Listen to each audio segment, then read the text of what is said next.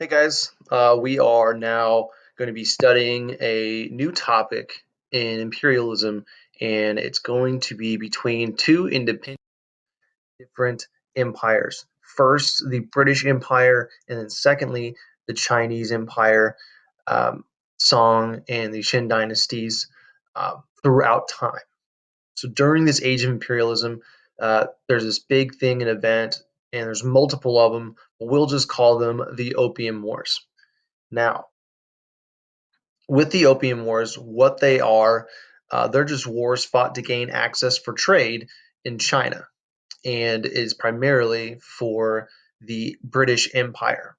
What takes place is Britain now needs a new place to take over, and they lost the American colonies. So the number one spot to go outside of India and Africa, which later comes into play, is China. And with access to China, they now have access to not just necessarily tea, but also silk, porcelain, gold, and silver. When it takes place, the first one is really going to start about 1840. So the Americans are going through their Civil War at this time. Now, the British, when they're going against the Chinese government, again, I'll restate, is Britain's trying to gain access to these rich Chinese markets. Now, however, China has decided to regulate and select specific ports that the British can use. They only select two. So imagine this. This is like if I was the owner of a business, but I said you can only shop on this part of my store. So you can only get the things in that little portion. That is what China is doing to Great Britain. Britain knows China has all of these goods, like specifically gold and cotton and coffee and tea, that they can resell for up value.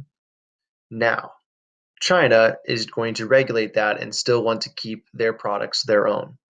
So, with some political warfare, later on, true actual military battle will take place. Here's what actually takes place. So China will eventually lose all of her ports to the British. From that point, the treaty is going to be signed, and the treaty is actually quite unfair. This treaty here, the Treaty of Nanking or Nanjing, that treaty is so unfair that China loses all of its ports, loses all of its ability and chance to be an entire nation. So all of their trade is now controlled by one empire, and that empire, of course, is our friends, the British. The British Empire, now with still the strongest navy, still one of the best militaries about, are easily going to be able to control all of Asia. Now, this last part, this really difficult word here, is going to be talking about, we'll say, it says extraterritorial rights.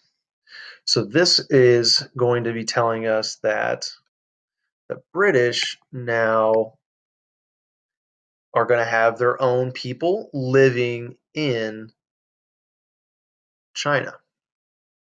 So this allows colonists, and where they're British colonists, right? Those colonists now have laws that only apply to them.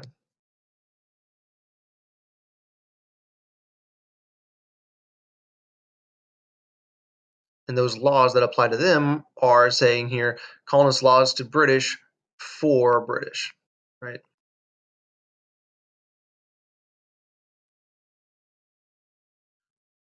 Those are the only people that those laws apply to. So this is saying if